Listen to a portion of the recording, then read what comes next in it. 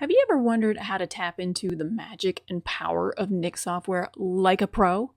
In this tutorial, I'm going to unveil the secret behind perfecting your photos with pinpoint precision using control points. Now, control points can be a bit confusing, but I'm going to demystify these extremely powerful tools for you one by one. So stay tuned to discover how these tools can help transform your images from meh to whoa, or at least semi-whoa. All right, let's go. All right, so I'm in Lightroom Classic, and I'm going to go ahead and open this image in Nik 7 Color Effects. But you can also use the Nik software as a standalone program. DXO currently has a 20% off discount going on right now for their 20th anniversary. And I do have an affiliate link in the description. If you click on that, it just helps support my channel, and I really do appreciate it. Now, I'm not going to go through this whole program. If you would like to watch a full tutorial, or just an overview of the entire program, I do have a video in my Nik playlist that's about 30 minutes long that walks through this entire program. But today, we just really want to concentrate on those control points because they can be a little bit confusing. So let's add a couple of, adjustments that I would normally make to this image. So I might do a little tonal contrast. Lower the overall opacity, don't make it too crunchy. So just a little boost. And something that I do pretty frequently with my sunrise and sunset photos is I add a skylight filter because I did the same thing when I shot film. Yeah, I'm old. Anyway, but the thing about these adjustments is that they are global. So everything that I add here is being added to the entire image. But more often than not, when it comes to things like the skylight filter or tonal contrast, I really don't want it applied globally. I just want to add the effect to certain parts of the image, and that is where these control points really come in handy. So there are 4 of them available here, so I can add a control point simply by clicking on that, and then you see that my cursor turns into like a little plus sign here. So if I wanted to affect kind of the blues in this sky, I could drop it here.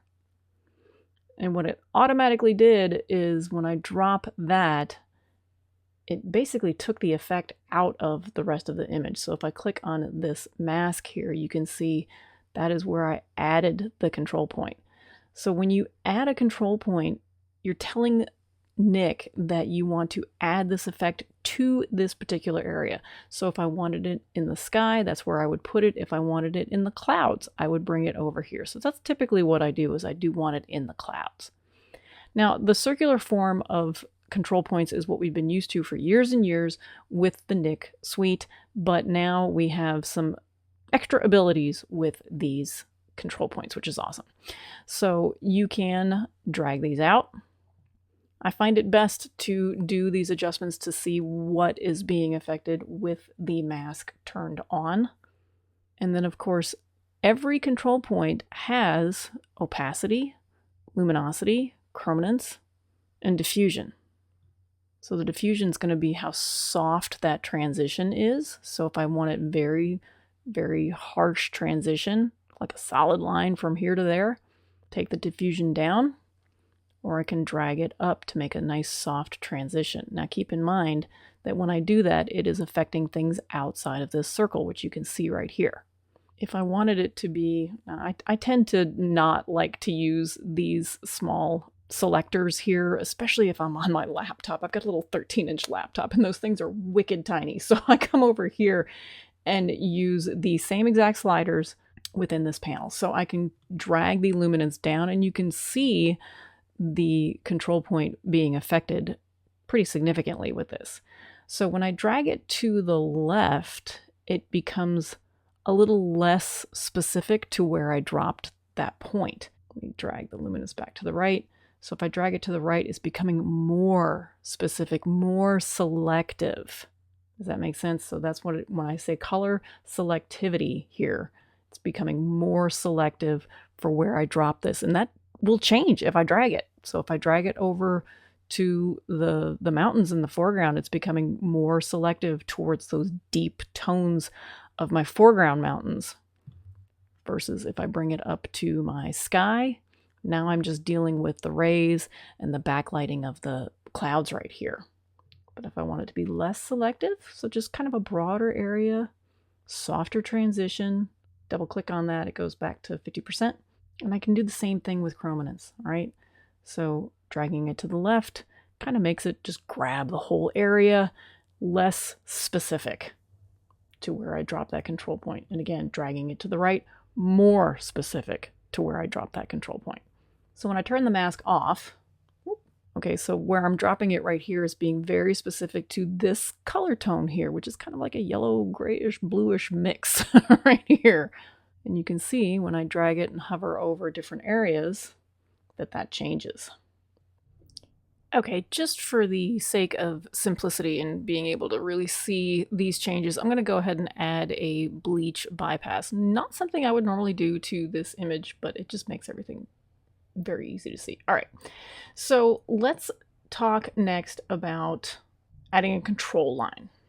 So this is something that I would use, you know, in the case of an area where I might have used a graduated neutral density filter or something like that, where you want to split an image in half or thirds and just apply an effect to a portion of it. So I'm going to click on that and I'm going to click and drag down. Okay, so where I have set this control point, it's not a, 100% above and below.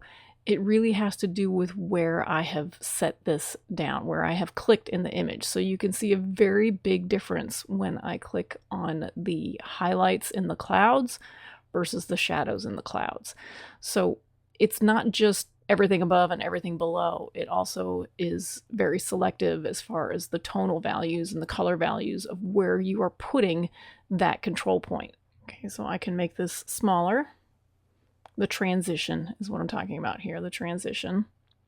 So below this line, we're getting almost no effect. So if I turn on the mask for that, okay, so we're getting absolutely no effect beneath this line. So when I stretch this line out, I'm creating more of a gradual effect from 100% of the tonal values that I've selected above to a mix in between and 0 down below it.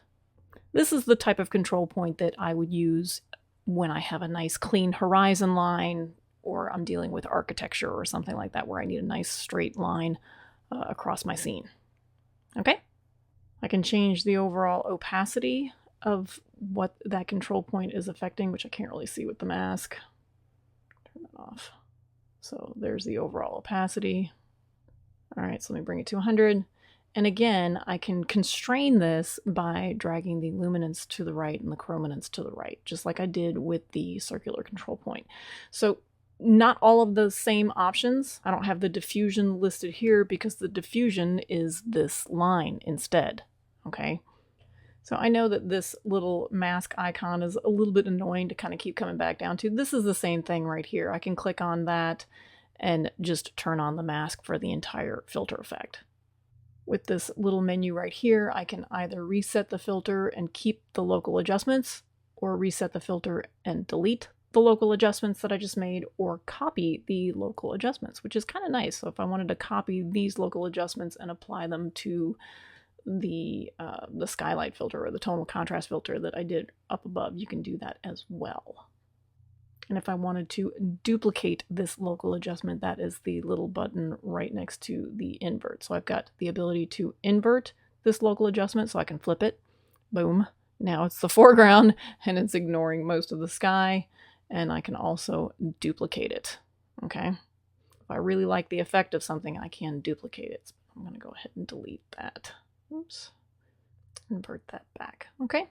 Now I can leave the control point where it is, and I can also enable the color picker. So I have brought that up by clicking on the show hide the color picker, and I can keep the transition in the exact location, but I can change the actual color that it's sampling by dragging around the color picker. So if I primarily want it to affect the cloud colors, the deeper tones in the cloud colors instead of the highlights in the sun rays, I can do that and just drag that down here and leave it. Let's go ahead and turn the mask off. And now you can see that that bleach bypass is really only affecting the clouds here and no longer the sky. So you can change it by the opacity, the luminance, the chrominance. You can change it by physically moving this around, and you can also change it by dragging the color picker around so you can see what a big difference that makes. Okay, but it's also only affecting the colors within this area where I put down the control line. I want to make that a little bit more abrupt. So I'm still selecting color tones down in this area, but it's not affecting this area. I'm just picking the tonal values here. So that's a nice handy thing to have right there. Okay. All right, so let's delete that one. Okay, next let's talk about the Polygon tool. And let's also, while we're at it, talk about adding a neutral. So if I click on the Polygon tool and place my cursor in here, so say I want to remove the effect from this cloud, but leave it everywhere else. I'm going to hold down the Alt or Option key on a Mac and start clicking. Now, once I've held down the Option key once with the Polygon tool, I don't have to hold it down to keep going. You can let go of the Option or Alt key and just go from here. All right, now keep in mind this doesn't have to be perfect because, again, it's not really just sampling the area itself. It's also sampling those colors and tones. And you can come right on out of here and make sure that you get the outside there. Okay, so that it gets that entire edge. All right. It's probably a lousy demonstration of the Polygon tool, but anyway.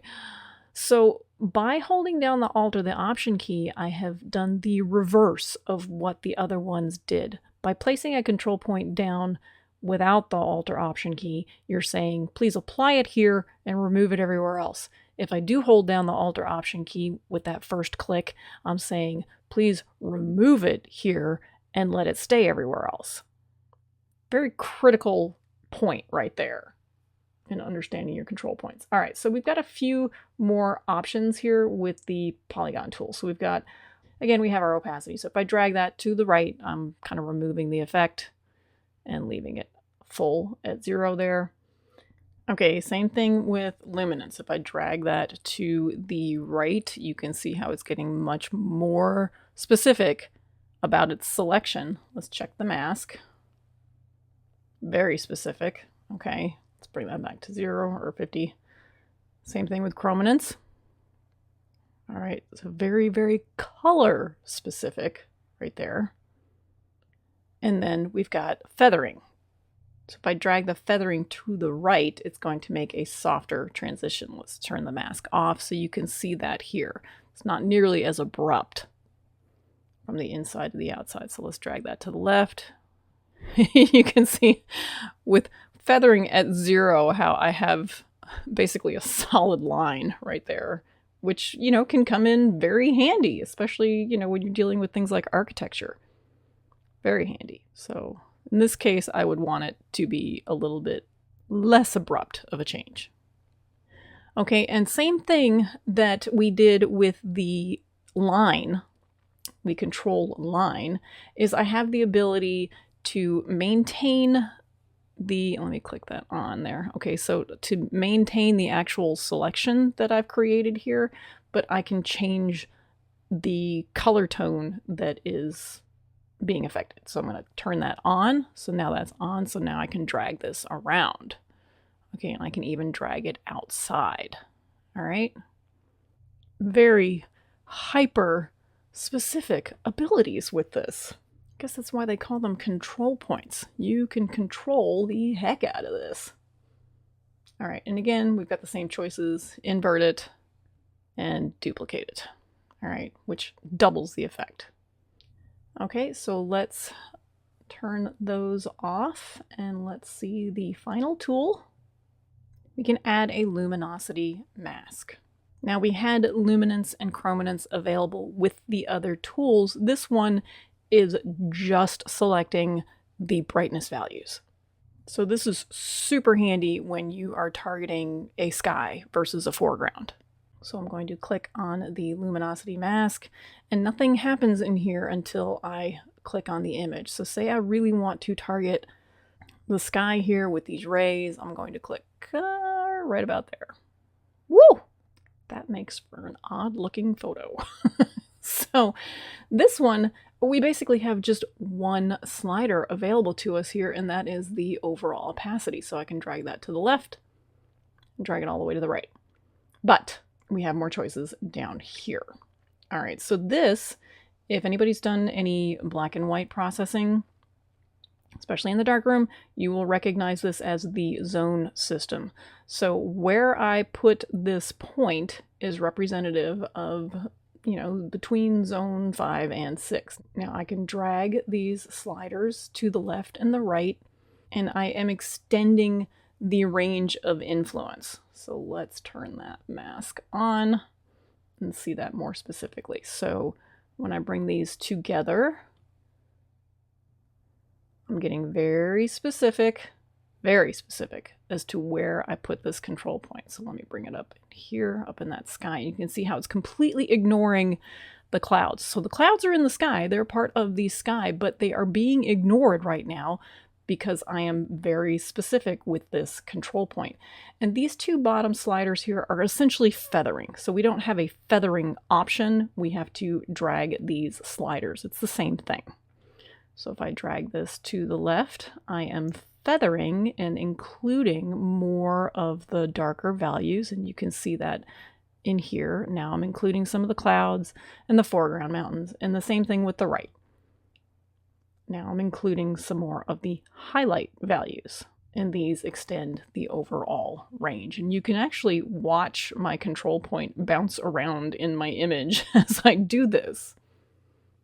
Okay, because it is moving it to select the different tonal values that I'm selecting down here with the mask options. Okay, tremendously powerful.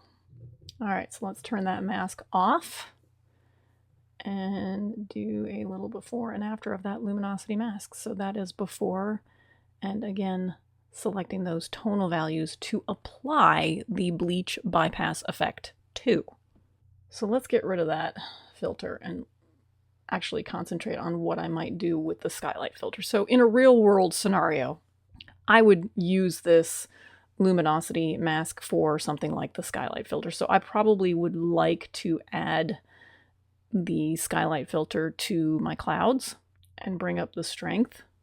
And you can see how when I do that, let's click on the mask, it is excluding all of these bright highlights. So I thought that the sky itself was already yellow enough, already warm enough, already a good color tone that I liked. I did not want to add the skylight filter globally to the whole image. I just wanted to kind of beef up my clouds a little bit.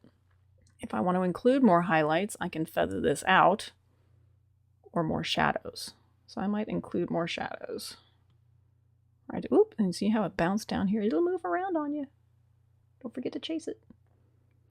So that is typically what I do with the skylight filter. I like the effect that it has on clouds, so let's turn that off and on. It just gives them a little boost. Little boost is all it needs.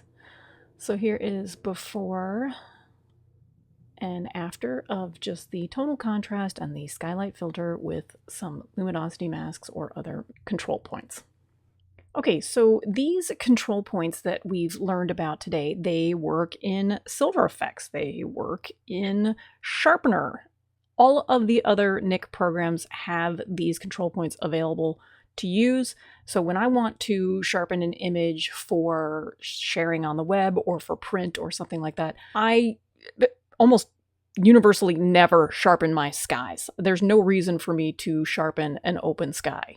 It just brings about noise and things like this. So I would sharpen my foreground, maybe a little bit to my clouds, but for the most part, I do not sharpen the sky. So I would bring it into Nik Sharpener 7, and I would use the luminosity mask or the Polygon tool or something similar in order to exclude the effect from the sky and maybe add a little bit to the clouds. I just find this for people who are confused with something like Photoshop, that using the control points within this program just makes having these local adjustments, it just makes them a lot easier to navigate, I think, and get control of. No pun intended. All right. All right, and if you guys found that helpful, then by all means go ahead and check out the color effects walkthrough right up here. I'll see you guys next time.